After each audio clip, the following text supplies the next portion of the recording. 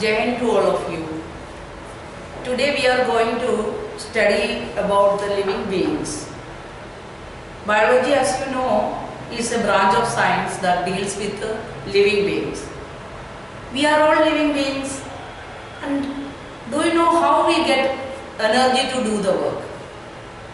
We get energy to do work from the food which we are eating. What are the components of this food? Let us see that. What are the components of the food?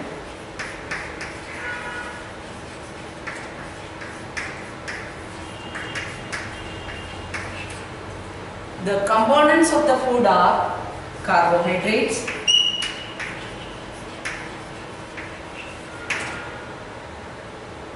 proteins, fats,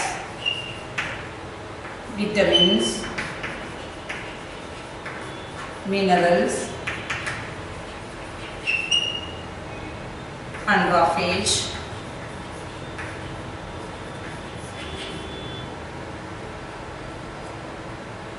And these food materials, where do we get from? From the plants. The plants, there are lots of plants which are giving different kind of food.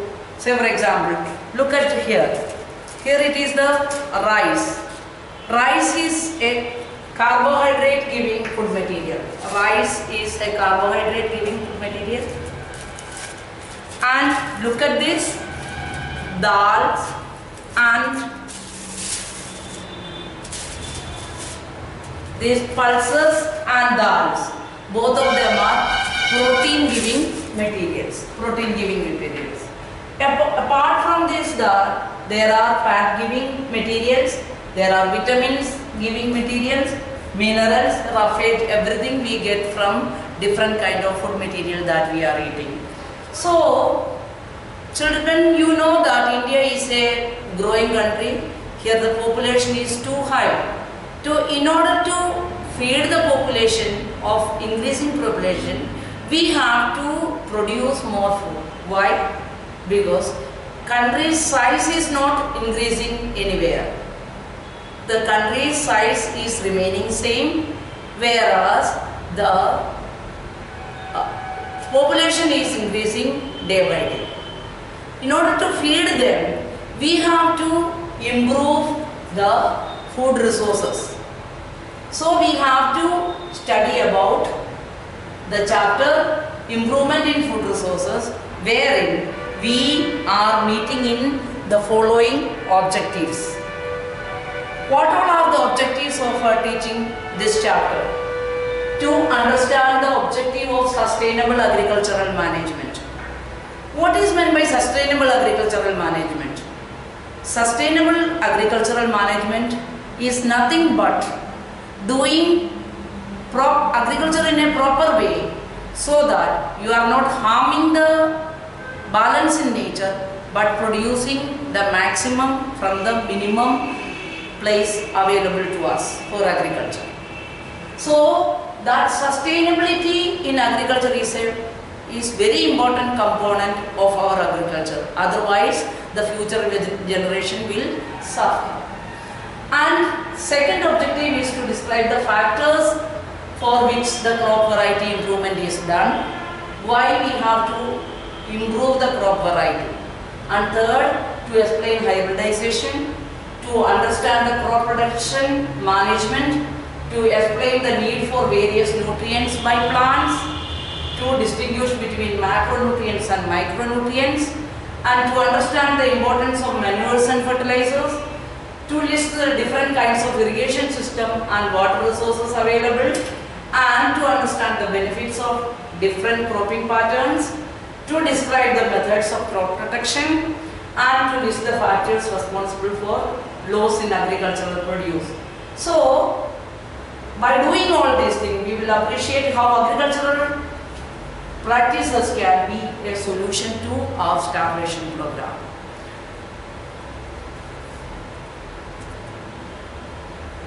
Now, first of all, what is the need for increasing the food production? So, It is a fuel for life, and the essential components, as I have said earlier, these are the carbohydrates, fats, oils, vitamin, minerals, roughage. And because of the growing population, we have to produce more from the minimum resources available to us. Whether that may be the plants or that may be the livestock. So how can that be achieved? The production efficiency of crops and livestock can be achieved or increased by adopting scientific management practices. In this chapter, we are going to study about these scientific management practices. And what all are the different type of crops? You know, cereals like rice, wheat, maize, millets, pulses like peas, beans, grams, lentils, etc. Oil seeds like groundnut, sesame, castor, mustard, linseed, etc. Vegetables, spices and fruits, etc. provide us vitamins. And apart from that, there are some other crops called fodder crops, which are used for feeding the cattle. And different crops require different climatic conditions, temperature and duration of sunlight available to them. So the duration of sunlight a plant exposed to the sun or the availability of light to them is known as the photo period. Photo means light, period the time. So as I told you, there are different crops require different climatic conditions and temperature, etc. Crops are grown in two different seasons. The first one is the kharif crops, which are grown during the rainy season from the month of June to October. Examples are soybean, paddy, maize, PGNP, etc. These are requiring a lot of water, and that's why they are grown in the rainy season. Now another crop is their rabi crop, which is grown during the winter season, and the season would be from November to April, and the plants which are grown during that time are wheat, gram, peas, mustard and linseed, etc. So two major different types of crops are there. Now the improvement of the crop yield, how can it be done? The three main activities are there. First of all, the crop variety improvement and crop production improvement and crop protection management. We will go to the detail of each of them. First of all, the crop variety improvement. How is the crop variety is improved? By a process called the hybridization. So hybridization is a process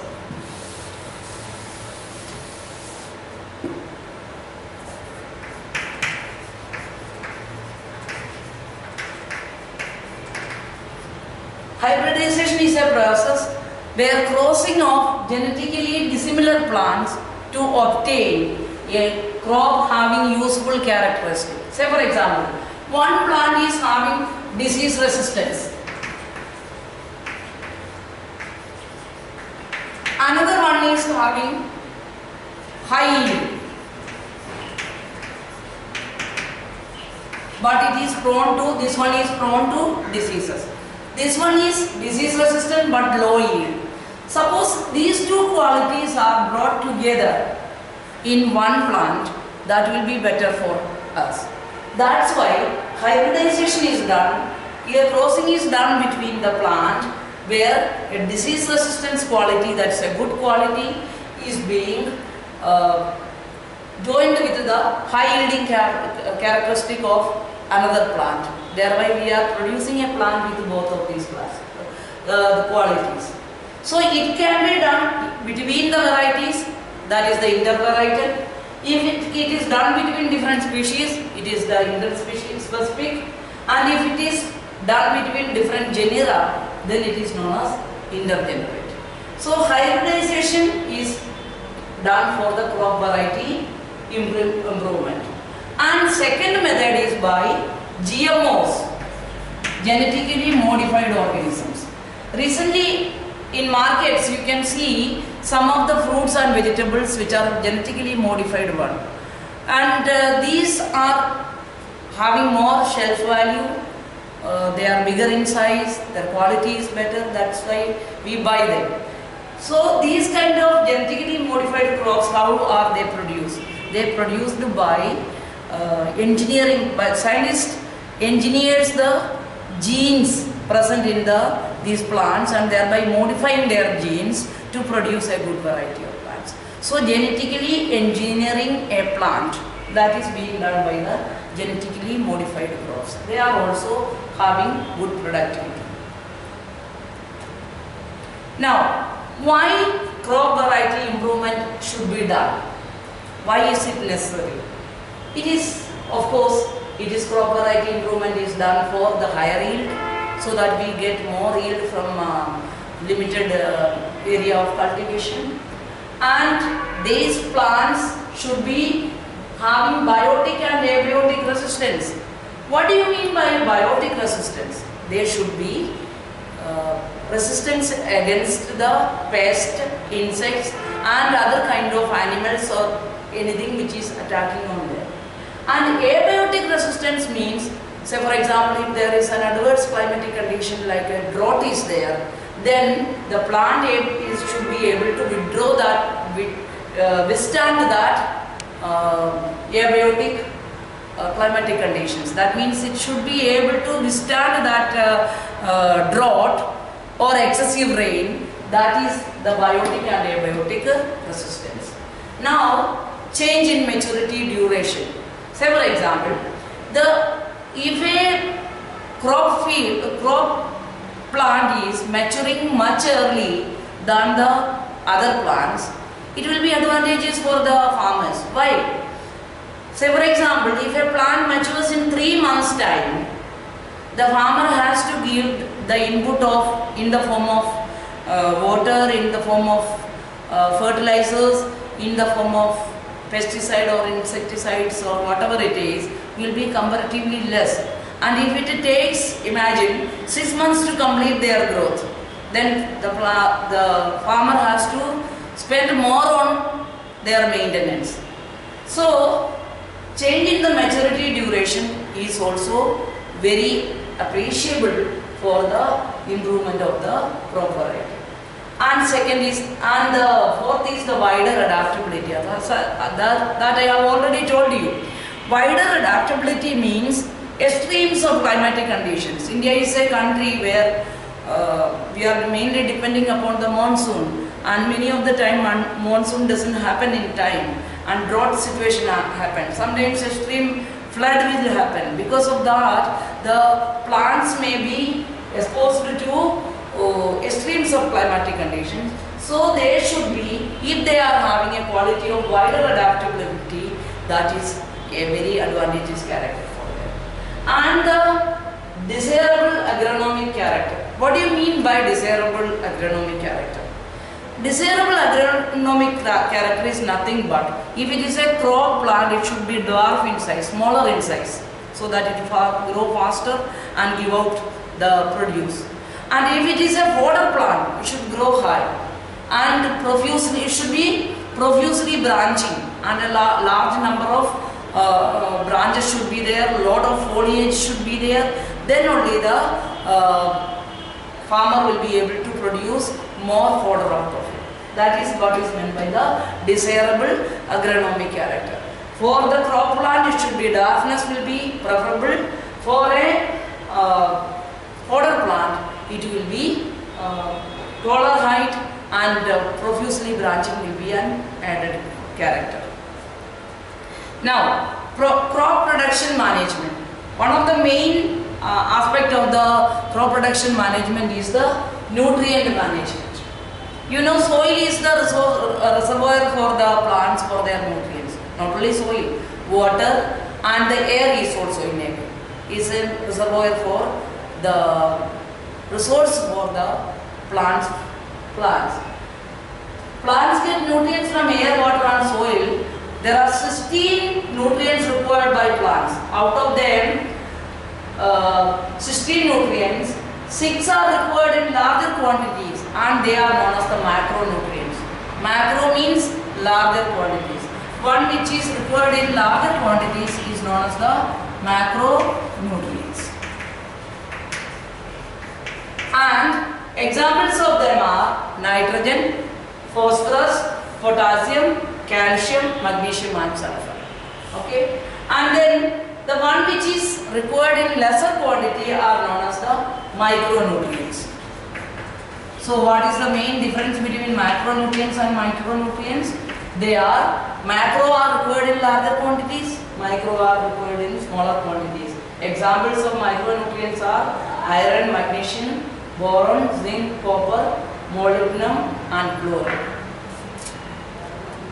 Now, when there is nutrients are required for the plant, we gave them in the form of, either in the form of manure and fertilizer.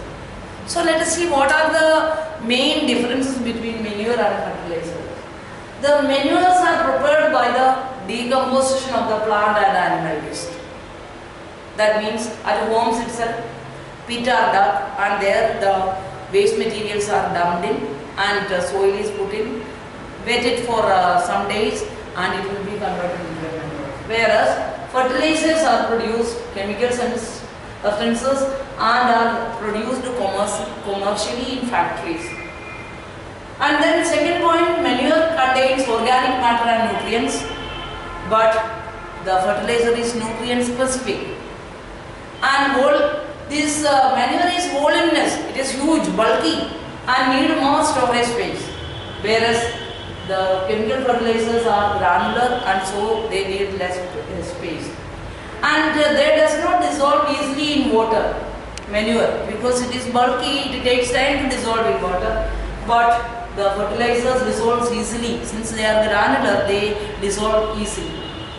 And now the manures are required in large quantity for the good results, because they are not nutrient specific, so they take a long time to show its results, and also it is required in very large quantities. So, whereas in case of the fertilizer, they require in small quantity and the result is shown very quickly. And the manures increase the humus of the soil, whereas excessive use of fertilizer may cause pollution and reduce the soil fertility. Examples of the manures are compost, vermicompost, green manure, etc. And that of fertilizer is NPK. What is meant by vermicompost? Vermicompost is nothing but the composting the things, along with that what you call the earthworms are also grown, and that facilitates the conversion of the organic matter into manure. And then green manure. If you are growing a plant, leguminous plant in between two crops, that is kharif and rabi crops, these leguminous plants can be plowed and mulched inside the soil, so that their leaves and roots will become a part of the soil. Thereby, we all know that leguminous plants are containing rhizobium bacteria, which they can fix the atmospheric nitrogen into soil. So that will be beneficial. That is green manure. Green manuring is good for the soil to gain its fertility. Now, next point in the crop production management is irrigation. As I told you earlier, the monsoon is the main source of water for India, country like India, where if monsoon is not there, then we have to make some other alternative arrangements for the agriculture to be done. That is one. There are major other sources are there. One is wells, and the wells can be dug wells or tube wells. What is the difference between dug well and tube wells?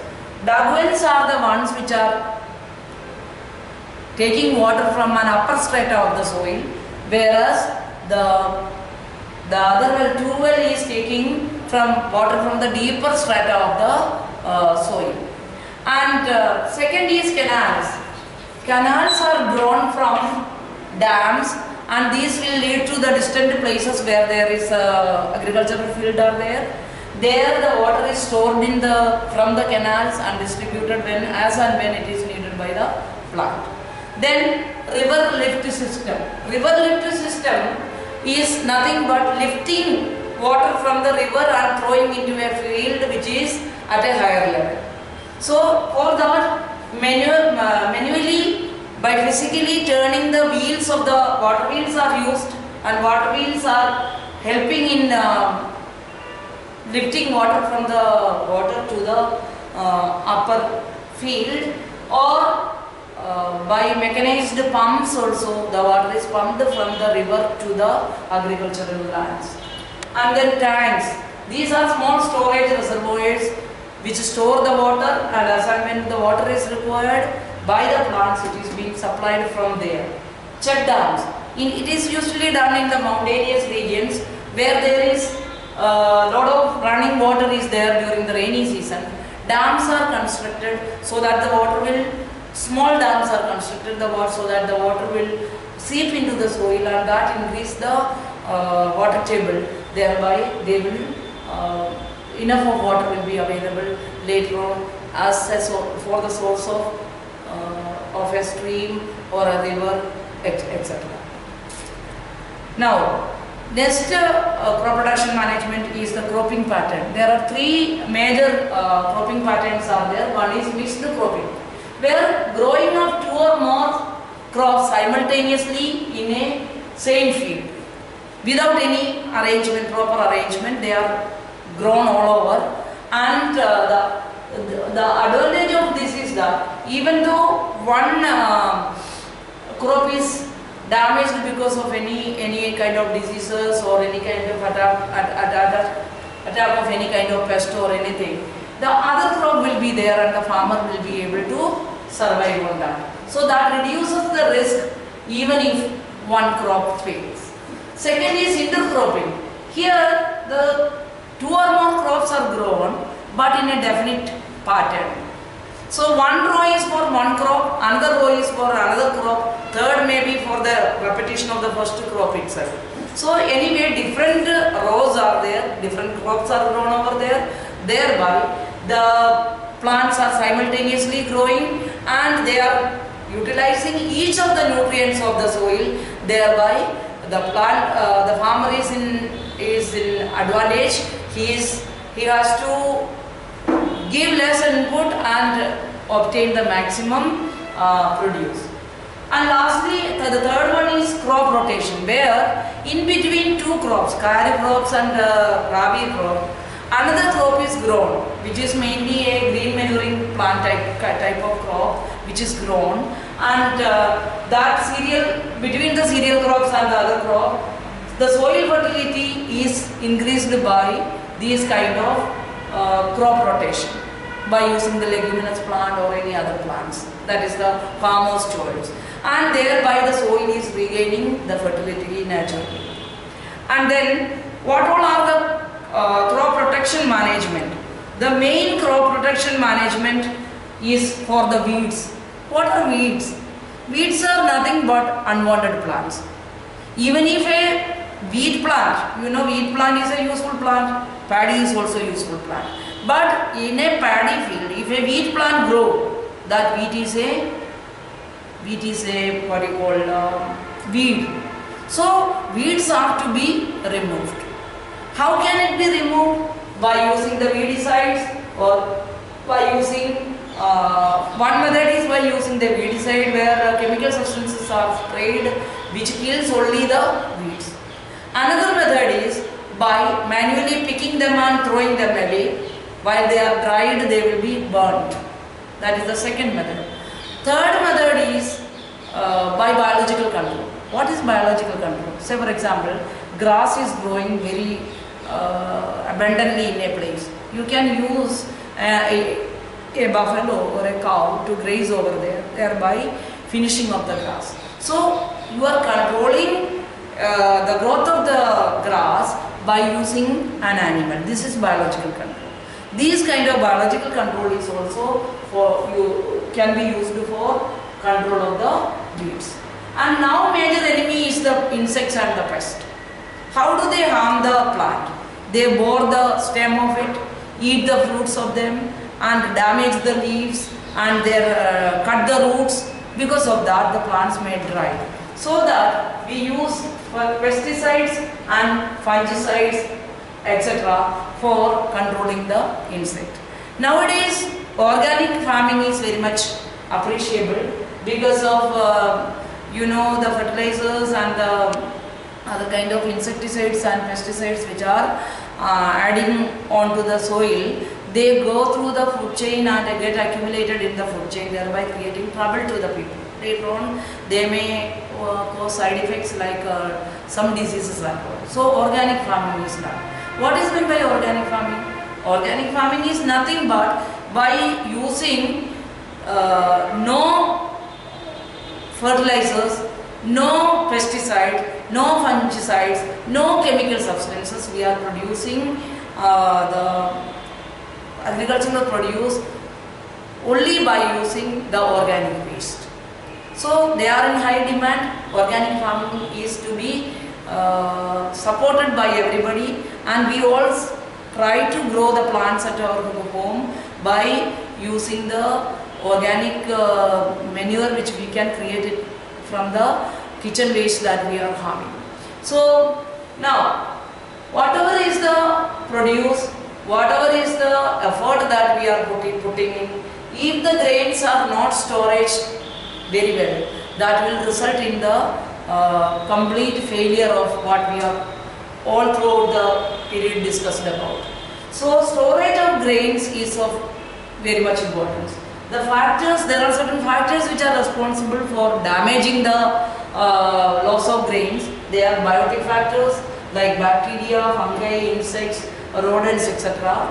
They attack the grains and then eat up and finish them. And some of them not only eat them, defecate in them, urinate in them like rat and all, and thereby making is not usable. So we have to store them in a proper place. And not only that, abiotic factors like moisture, sunlight, or the climatic conditions, etc. also affect the grain, stored grain very badly. So we have to take care of proper storage of them, and the storage places should be fumigated to kill the pest. What is fumigation? Fumigation means any substance, chemical substance which is in very less quantity is being placed at one place.